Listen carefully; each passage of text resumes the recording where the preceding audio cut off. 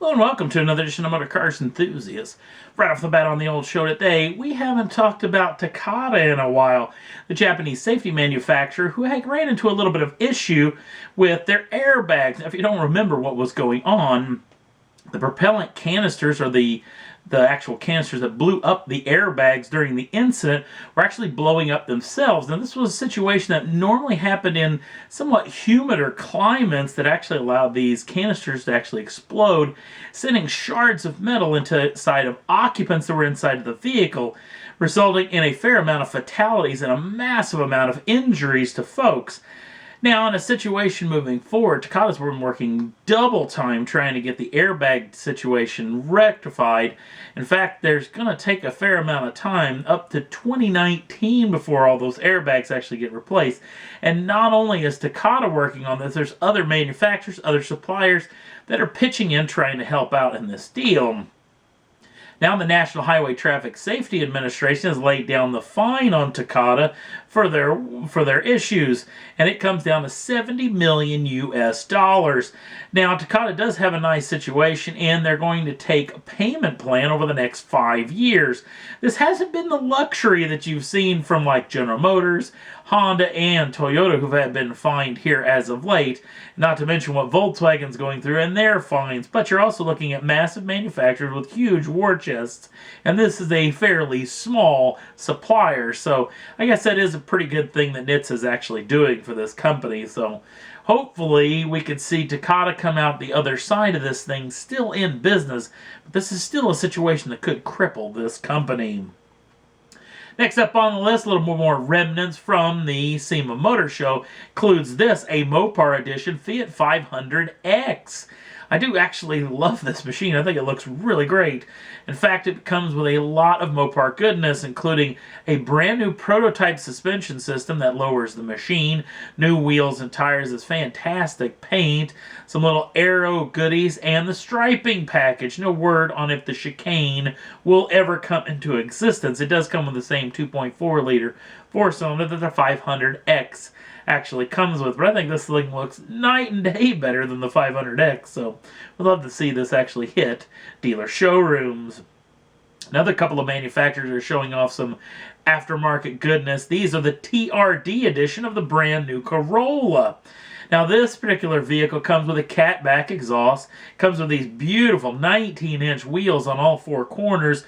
Not to mention, it comes with new struts, new springs that lower the machine an inch in the front and an inch and a half in the rear. And the CVT transmission is ditched for a 6-speed manual, right down my alley.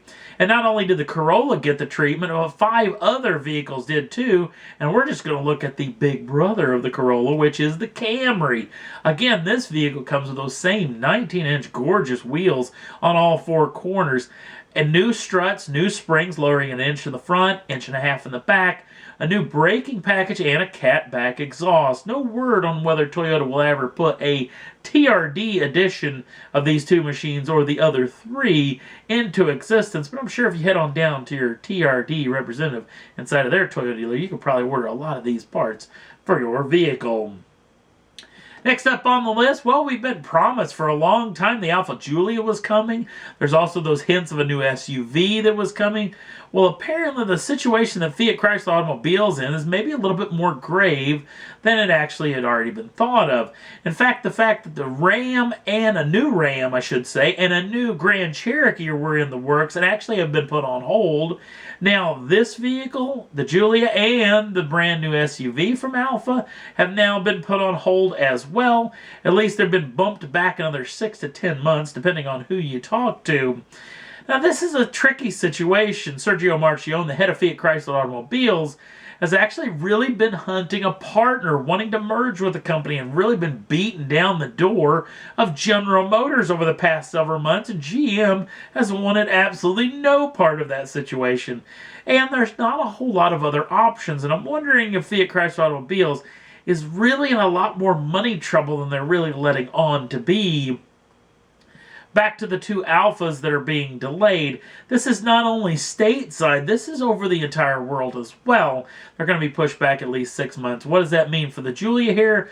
Well, apparently here in the United States, we're not going to see it till probably late 2016, if not 2017. And we may not even get to see a concept version of the new SUV till way possibly mid-2016, if not 2017. So this is a weird situation. You got a lot of dealerships here in the United States, especially the Fiat brand dealerships, who only have the 500, the 500 Abarth, and the 500 XL, and the 500 Cabrio to actually sell. They have been clamoring for new products to be able to fill out their portfolio, to fill out these dealerships. Selling just one automobile over its many variants is very difficult for one dealership to handle. It'd be really nice to see more Alphas and not just the 4C that's actually been here as of now. And last up on the list, very, very sad news in the automotive customized world. This is George Barris. Mr. Barris passed away several days ago, and it's a real blow to the customizing industry. Mr. Barris, when he was a young lad, started customizing machines, and you have seen a lot of his work, including the machine in the background, the original Batmobile from the television series. Do you remember David Hasselhoff's Knight Rider? The Knight Industries 2000 was designed by George Barris, along with the vehicle from the Beverly Hillbillies, the machine inside of the Munsters television series, lots of movie cars.